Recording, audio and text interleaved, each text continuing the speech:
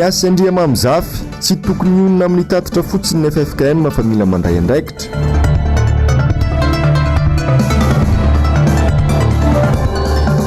Be galona sy be bokotra, lasa miaron-drajoelona sy ny sisa ny sisa. Fetony Noely 2024, 10 nahiditra hôpitaly, olona 3 namony ainy atao amin'ny asira. Tompoko klasy, tompoko vavy, afaly tafahoana aminao indray ny tenako amin'izao takariva ny alatsinainy, fa 20 volana Desambra taona 2024 izao, amiarabanao tonga soa indray. Atao anatin'ny fotoana ny fampalalam-baovao akoho manasanao mpanajana sy ampitiavana ny tenako, anaraka ny vaovao hatramin'ny farany.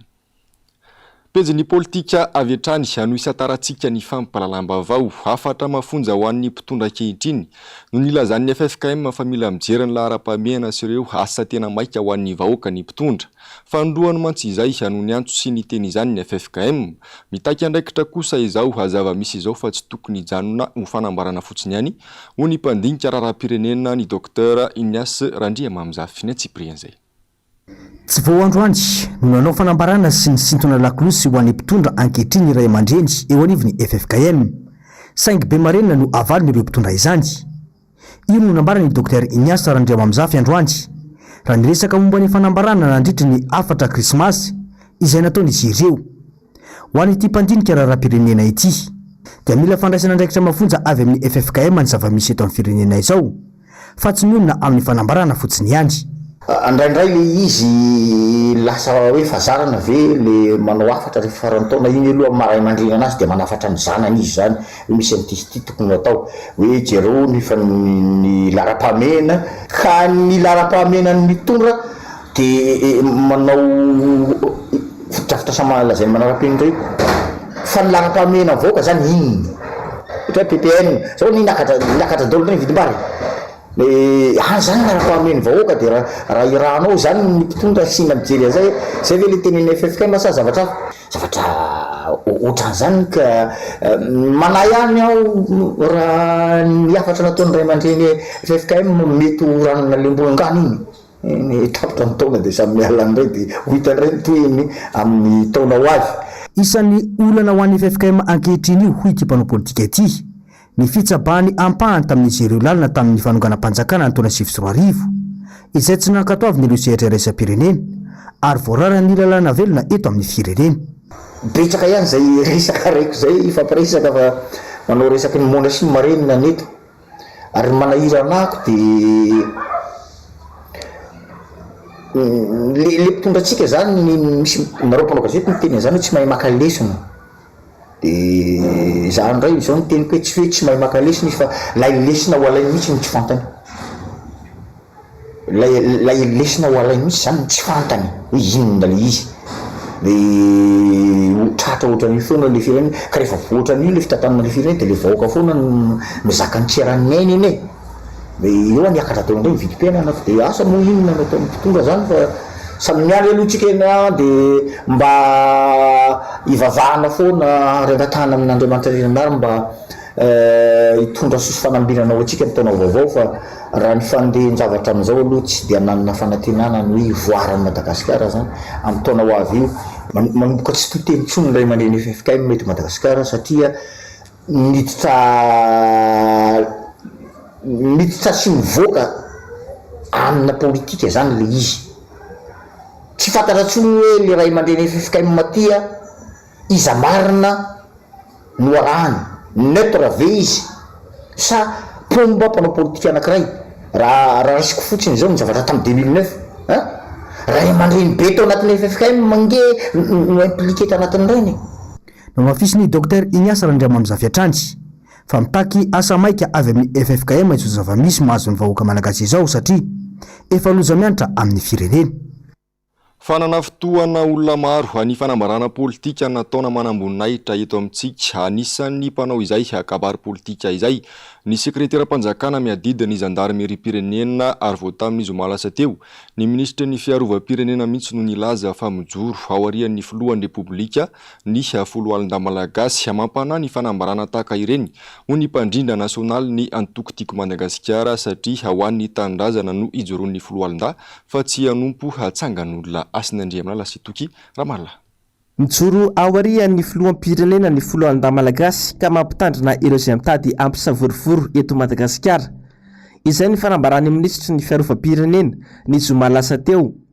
Fanambarana izay nanaitra ny mpanara-bavao satria dia tandroka ary ny vozona sy tokony hijoro ho an'ny tandrazana indray ity no miaro tsangan'olona. Ka manoloana zavatra rehetrarehetra zay dia miteraka iahy foana amin'ny hoe atao an'izany mpitandro filaminana, atao iaro ny vahoaka sy ny fananany, ary anao an'ireny ataontsika hoe mitety de l'ordre amin'izay hetsika rehetrarehetra tokony atao ny olona ao anatin'ny sehatry ny ara-dalàna ve sasana ty ny vava atao fitaovana iaro ny fitondram-panjakana na ny sezan'ny mpitondra. Izay zavatra zay dia ametrahany fanontaniana ary mametraka foana izahay hoe raha miteny an'izany zay tsy resaka hoe forom-pironona fa zavatra tena miainana. Tsy vao izao no niaran'ny mizana tsindrinila amin'ny fampiarana ny lalàna ny mpanohitra indrindra ny Antokotimo ka mamelona ayay fatratra eo amin'ny fampiaran-dalàna ho hiatrany ity mpandrindra nasionaly ny Antokotimo ity. Tany Tomasina zay dia nanao ny fangatahana fahazahon-dalana ara-dalàna anao hetsika marina fa nanome autorisation ny tao amin'ny préfet any Tomasina fa ao anatin'ilay fanomezan-dalana dia soratana mazava mihitsy hoe omena lalany nareo ny anao hetsika fa kosa tsy afaka mivoaka ny tokotanin'ny Magoro. Mitovy daty amin'ny fotoana iny nefa dia manao fameloma maso ny TGV ny tokony eo fitondrana tany Fenerivo Atsinanana fa sady nahazo alalana manao karnavalina manorerana ny tanàna ary dia mbola hiarantsika nahita reny fa nahatrehany mpanjakana dia ny sainy mety amin'izay fotoana izay ary nandray anjara fitenenana mihitsy nandritra n'ilay kongresa na nataontsika hoe fameloma maso ny antoko TGV. Dia mitovy amin'izany ihany koa herinandro taoriana ilay fahazahon-dalana ny tao Tomasina dia nanao an'ilay fameloma maso ihany koa ny antoko TGV tao Tomasina fa dia miarahana hita tsy nitakona fenina fa dia nanao karnavalina miainga very amin'ny faritany mandrapatonga aty amin'ny CRJS mandeha an-dalambe.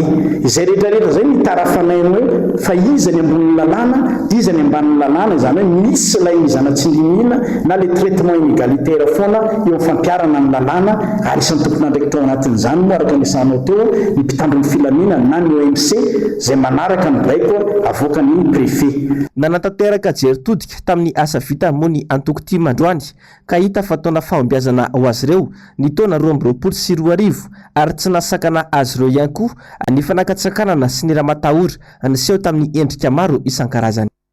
Eo amin'izay pejy politika izay hatrany sy mbola mitana nisain'ny mpanara-bavao ary miteraka fanehoan-kevitra maro isan-karazany ny fandava ny ACC ny fankakevitra ny ACDDED momba ny fitsabana andraikitra ataon'ny fahefanam-panatanteraka any amin'ny fahefanam-panao lalàna efa taratry ny hoavy ny fandava ny ACC iny ho ihany ny mpandrindra nasionaly ny antoko tiako Madagasikara ny Cyprien zay.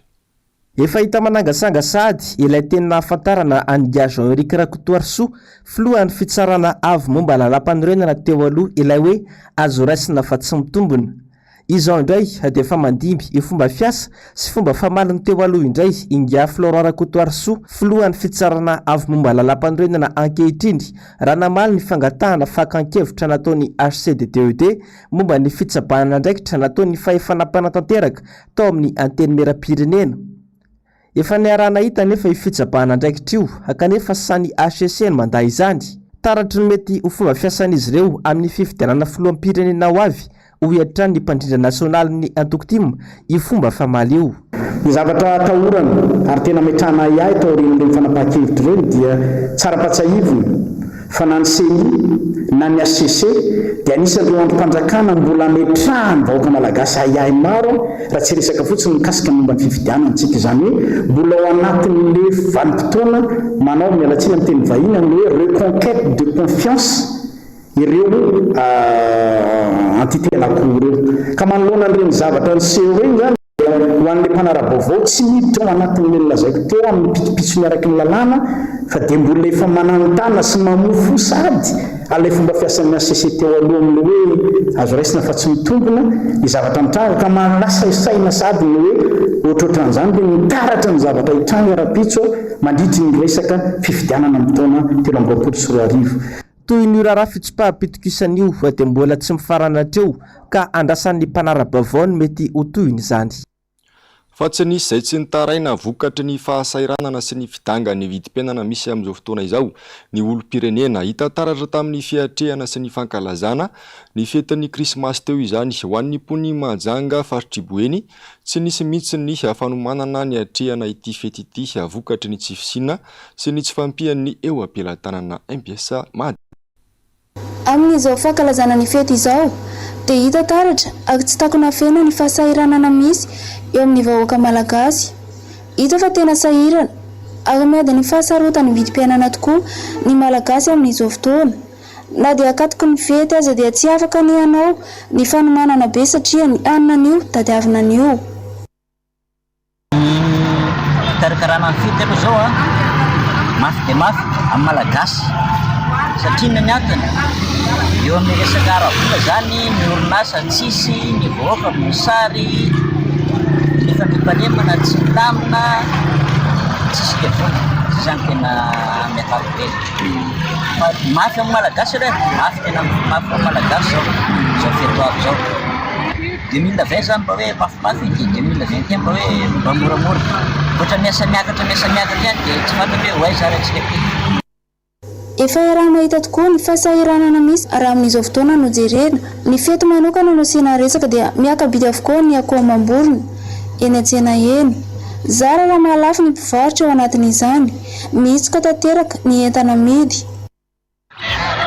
Tsena aloha tsy dia mandeha loatra fa lafo be ny vidiny entana.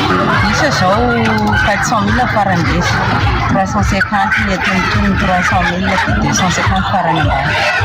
Ny chapitre zao 200 000 ny tena ngesy, ny gana 140 000 ny lany, 225 ba.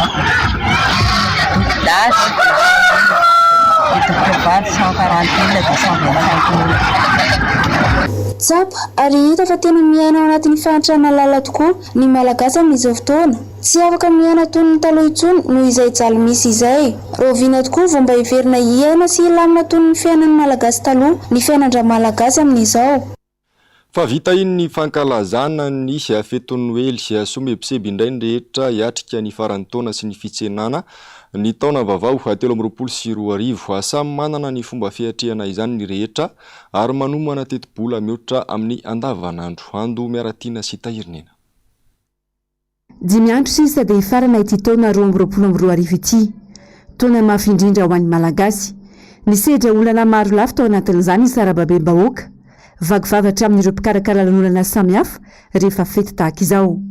Tsy afa misaraka amin'ny malagasy azary lasa fahazarana ny manao lanonana na ihany koa fetim-pianakaviana hitsernana ny taona vaovao. Vao nanomboka ny volana Desambra, marobe ireo toerana fandraisam-bahiny no fanentanana amin'ny fisian'ny lanonana. Tsy latsaky ny 7 alina ariary ny vidim-pidirana ho an'ny olona iray. Tsy azo vidivirana ny fiakarana noho ny vidim-piarana miantraika amin'ny rehetra. Somary maisamaisatra kely ilay olona marisarisa kely zany, mazava ho azy moa zany satria nandritra ny indro sesitsika zany tsy afaka nanao réveillon vokatr'ireny hoe Covid dia tamin'herintaona koa moa zany ny sekanao ihany dia le na ina ny isan'ny olona dia na izay tompo-tanàna ary ny ahotra koa satria tsy mahaleo sara ny vidiny. Dia amin'izao indray mikarakara daholo ny olona kanefa noho ny fahitana hoe tena miakatra be daholo ny vidin-javatra dia tsy afa-manoatra ianao zany amin'ny hoe tolotra izay omena ny mpanjifa satria tena mampiteny mona zany vidin-tsakafo hoe vidina zavatra izay vidintsika eny an-tsena. Apidina ny lizy ianao matiantoka, tsy apidina ianao le olona koa nefa hitanao hoe sahirana. Raha apitaina zany tamin'ny farany teo zay talohan'izao 120 000 ariary nakeo hoe vidirana. Fa tamin'ity zany izy nakarina 140, 20 000 ariary zany ilanilany. Raha tena marina nefa raha ny zavatra misy amin'izao fotoan'izao tsy na mahavitiny inony zany 20 000 ariary zany. Ao anatin'ny fanomanana ny rehetra amin'izao fotoan'izao, vitin'ny Noely mifamitady ny isan-tokantrano amin'ny amaranana ny taona. Tsy maintsy atao miavaka amin'ny andavanandro zany ary ny fianakaviana no tena omena lanja araka izay fafany eo am-pelantanana. Somary mangingina tsy dia misy vola. Manatao fotsiny izay rehefa sakafo ny ankizy dia nahazo zavatra kely dia izay. Ohatra ny anay manokana aloha ny anay ny tena fanaonay rehefa mamarana ny taona dia manao alim-bavaka foana izay any am-piangonana. Matetika ohatra ny hoe mamangin-dray aman-dreny dia miara-misakafo kely dia tsy dia hoe nanomanam-pelo fa izay eo fotsiny ny amboary. Izao aloha zany efa tsisy fanomahana fety intsony satria ny taloha satria efa mihasarotra ny fiainana hafa mihitsy ny taloha miaraka amin'ny fianakaviana sy ny ray aman-dreny mpiray-tampo sy ny ray aman-dreny. Ngafingatsy aloha tamin'ny ankapobeny zany satria avy any am-piangonana zay dia nanao fanomanana tsotsotra kely tao an-trano ny tolakanjo arivo iny. Zavatra nomana aloha zany efa nomanomakomana kely ihany nefa naiza anaty zany aza somary sahiran-kely kely ihany amin'ny resaka vidim-piainana dia manomana fa atao amin'izay mahametimety anazy mba tsotsorina amin'izay mahatsotsotra anazy eo e. Mba ohatra hoe mitrazaka sakafo kely ao an-trano ao dia za manam-potoana afaka ivoahana kely makany am-piangonana dia mba mandeha makany mitondra ny ankizy kely mandehandeha mba manalazy kely any amin'ny rehetrarehetra any e. Fakiviana fahadisom-panantenana saika izay no hita misoritra eny amin'ny tavan'ny rehetra. Marobe rahateo ireo lalana nodiavina tao anatin'ny taona. Hita be ny elanelany amin'ny mahantra sy ny mpanana tao anatin'izany. Misy ireo mahavita mandany vola tsy tokony tsoforoana rehefa fety tahaka izao, mamoaka vola hividianana entana samihafa ampitoloha. Misy kosa nefa ireo mitrongo voaomana, rovidamba. Tsy hita izay tena fiovana nentina ity fitondrana ity fa vao maikazana ampilentika ny anjara masoandro ny tsirairay mihitsy izany. Miandrandra fiovana sy fanovana maro ny olona ho an'ny taona ho avy io. Fa olona telo no namony ainy nandritra ny fankalazana ny fety Noely raha nitatitra azo teo anivon'ny hôpitaly Asera Ampefoloha. Ampolony ireo niditra hôpitaly noho ny antony samihafa anisany koa ireo tera-baoha tamin'ny fotoana io. Nanao ny ango-baovao mikasika izay Iando Miaratina sy Tahirina. Samy manao izay mampifalifaly ny fony ny rehetra tamin'ny fetin'ny Noely. Fa ny ry ny rehetra ny hianika tao anatin'ny fety tsy misy olana, saingy noho ny antony samihafa nisy ireo tsy maintsy nampidirana hôpitaly ary namony ainy mihitsy aza. Ho an'ny tetsy amin'ny hôpitaly Asera Ampefoloha, 320 ireo nijary fahasalamana tao amin'ny sampana votsitaitra na ny urgence, 420 sy 520 Desambra. 7 tamin'ireo tsy maintsy nampidirana hôpitaly.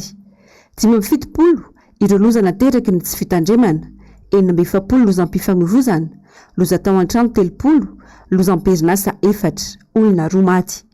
4 tamin'ireo olona 5 tonga nizary fahasalamana tao amin'ny sampana vojaina dia tsy maintsy nanjanona tao amin'ny hôpitaly ary nisy olona iray maty.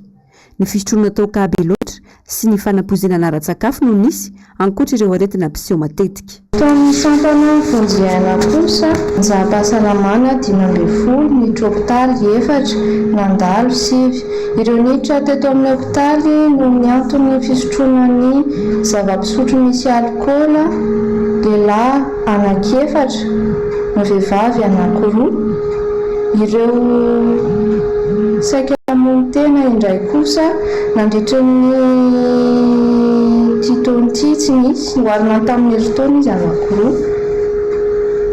Marary niditra teto aminay no ny fisakafo tsy ara-pahasalamana indray kosa vehivavy anaky 2.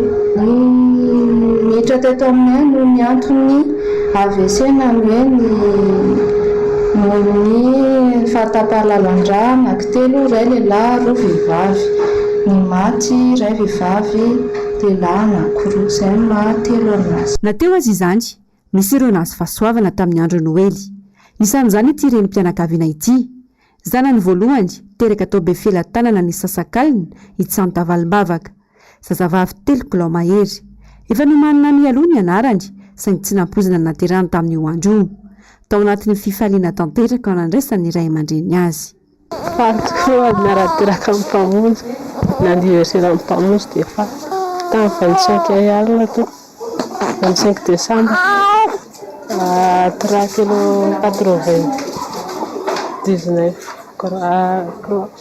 efa hoe anarana vonina foana rehetra sady tsy nampozina koa krismasy niteraka. 20 ny zaza teraka tao maternité Befelantanana ny alina 420 sy 520 Desambra tontolo andro. 12 tamin'ireo fiterana tsotra raha valy niatrika fandidiana. Nisy kambana mianadata amin'ireo raha nitatitra natao ny tompona andraikitra tao an-toerana. Tsy nisy ny fahasarotana ary nizotra raka ny tokony izy avokoa izany. Amin'ny fotoanany fety tahaka izao ihany koa, misy ny fepetra raisin'izy ireo hanamorana ny asa toy ny fampitombony ireo mpiasa toy ny isaky ny farany herinandro izay mahabetsaka ny olona. Efa établi ny aloha moa zany ny tour de garde dia efa fantatra ny aloha izy avy ny tokony ho eo dia efa misy ny ekipa ampy tsara hiasa amin'ilay jour 24 heures ohatrany hoe jour weekend zany.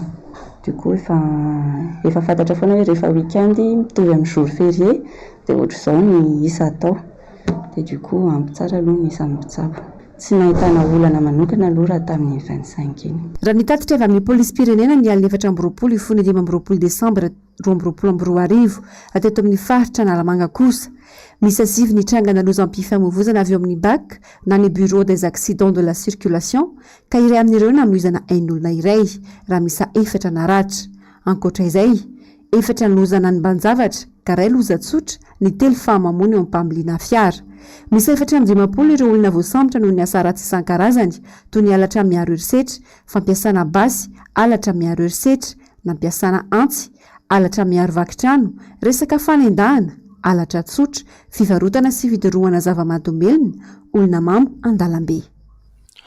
Fahampamonjo no teraka ho antsika ao an-tanànan David nanakoako nanerana ireo trano fivavahana izany omaly alahady modely lehibe ho an'ny olombelona ny fanetretena nananan'i Kristy nampanjaka tokoa manko aza izy dia tany an-tranombo no teraka feno avokoa moa ny fiangonana omaly ny Antsiprian'izay.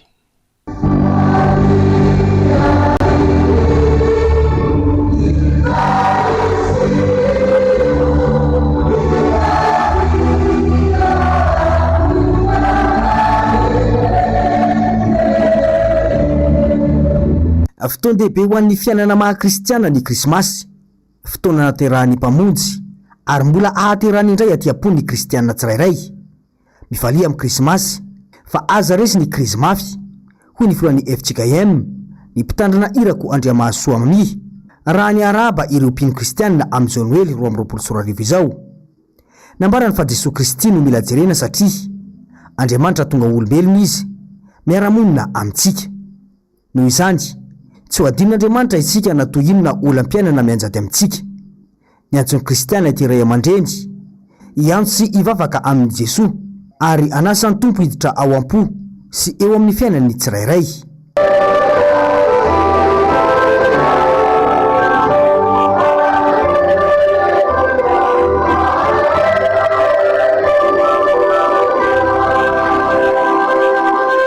Nafonja koa ny afatry ny pastora mpitondra flevana teto amin'ny FLM Ambohimasina Itosy, Noely fanantenana, Noely famonjena ny Noely 2024. Afaka miaraina amin'ny amara-tonga-piainana rehetra misy atao tontolo zao ny olona rehetra izany mpanjaka be voninahitra zany. Tsy izany ihany fa tonga anaisina ny olona atao amin'ny lotom-pahotana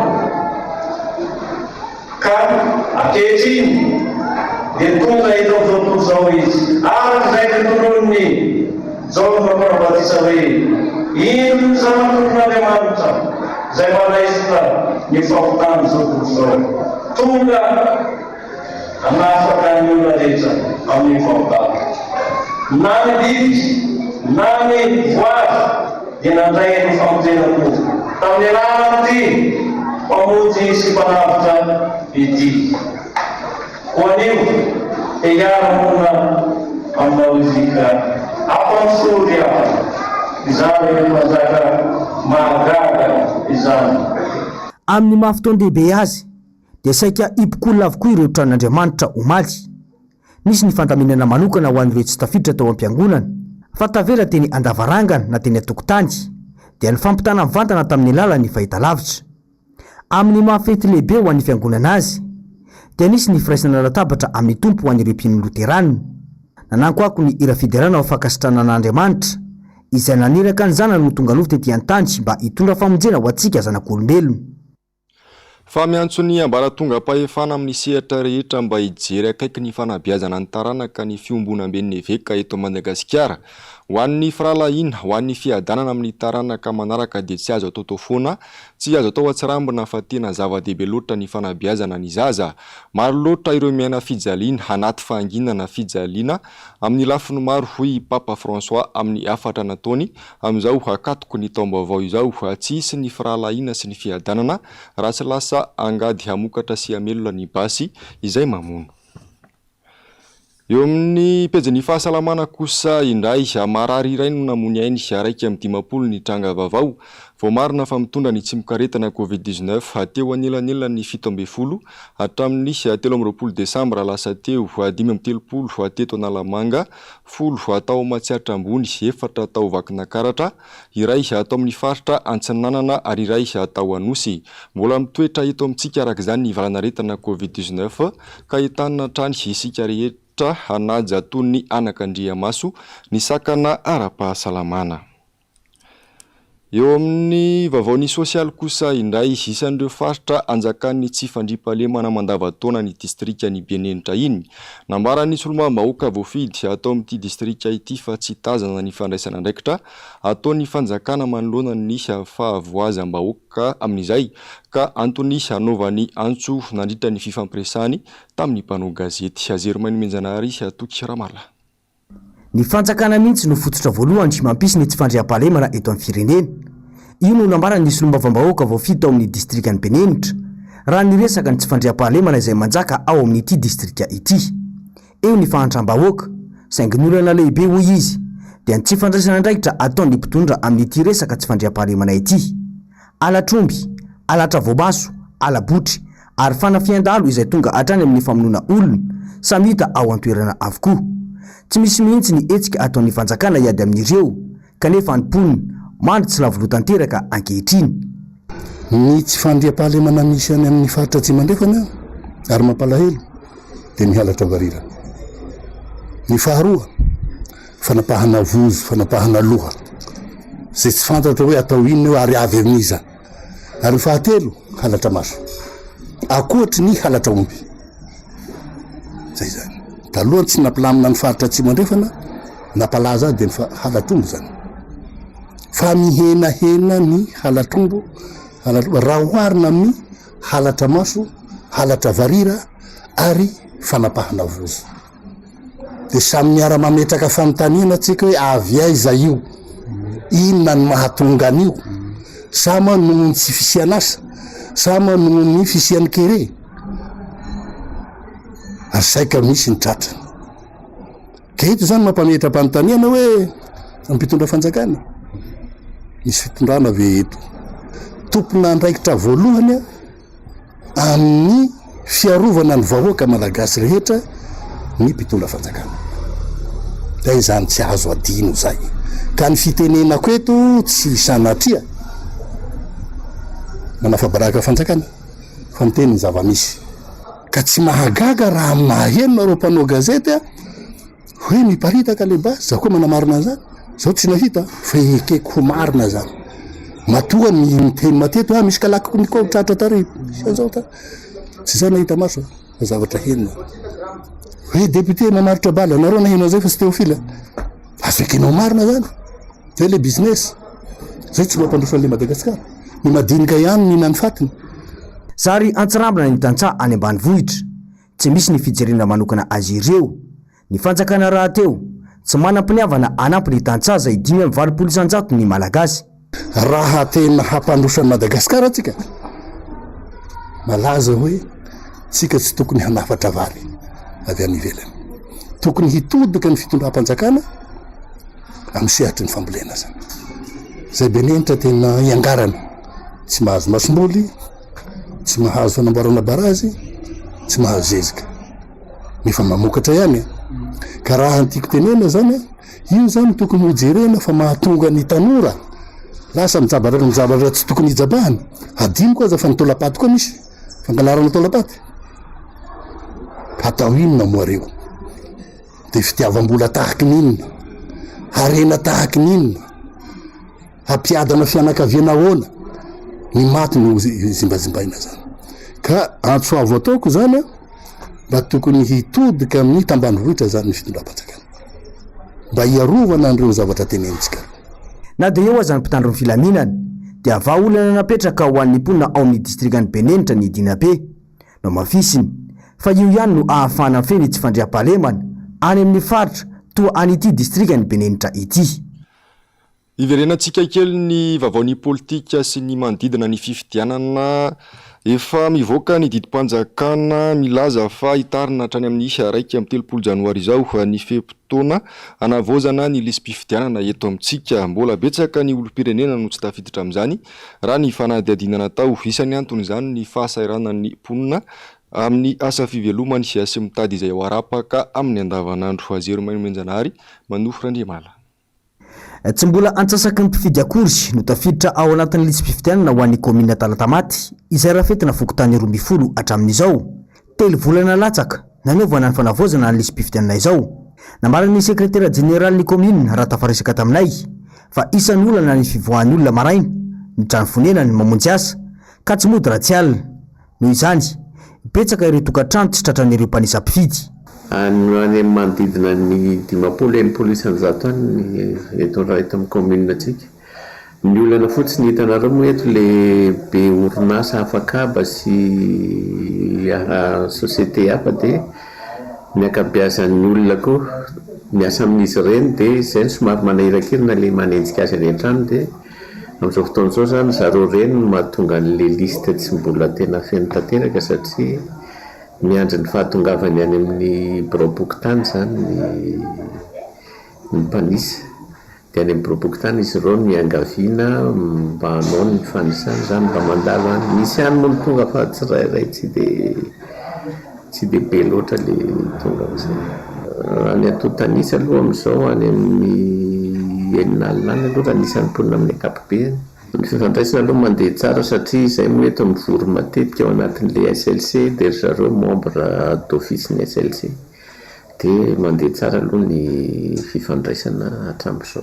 Ny 20 Desambra lasa teo no nivoaka ny didim-panjakana azahoana manalava ny fehim-potoana anavozana ny lisam-pifidianana hatramin'ny 1 ny volana Janoary taona 2024. No mafisy ny voamiera maleo tena amin'ny sahanan'ny fifidianana izany ny 20 Desambra lasa teo. Farany eo amin'ny maresaka iraisampirenena no semban'ny atsika mamirifiry sy tafio-drivotra vokatry ny andro ririnina ny faran'ny herinandron'ireo mponina tany Etazonia nandritra ny fotoana nankalazana ny fetin'ny Noely. Olona tsy latsaky ny 13 no namony ainy vokatry izany araka ny salanisany voakandroany alatsinainy 20 ny volana Desambra. Mialy raha Arinombana manofo Randriamalala. Tsy ny fankahitana ny ranomandry sy ny atsika mamirifiry tao afovoany sy tany antsinan'ny Etazonia tamin'ny sabotsy ny aladin'ny krismasy teo. Nisehona tafio-drivotra vokatry ny andro ririnina tsy fahita firy tao amin'ity firenena ity nanomboka ny alarobia lasa teo izay namozana olona tsy latsaky ny 13 araka ny salanisany voakandroany alatsinainy. Avy amin'ny fanjakana 9 any toerana no nahitana ireo trangam-pahafatesana ka ny 12 tamin'ireo namony an'ireo dia tao amin'ny comité de Rie ao amin'ny fanjakana New York misy tanànan'ny Buffalo izay ahitana ranomandry 3 metatra ny avony.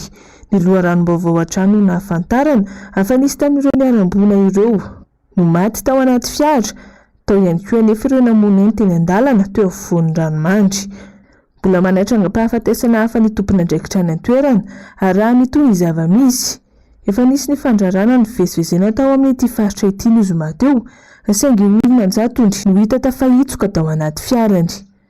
Ankoatra ny atsika mamirifiry voalaza fa tokantrano misy 7 alina tany Morotsiraka Atsinanana izay nipiran'ny andro ratsy no mbola tsy nisitraka jiro sy herinaratra ho malalahadin'ny krismasy raha 5 alina sy 1 hetsy izy ireo tany am-piandohana. Raha ny voalaza trany vinavinaina hiverina tsikelikely amin'ny ara-dalàna ny hafananan'ny Etazonia amin'ny ity herinandro ity.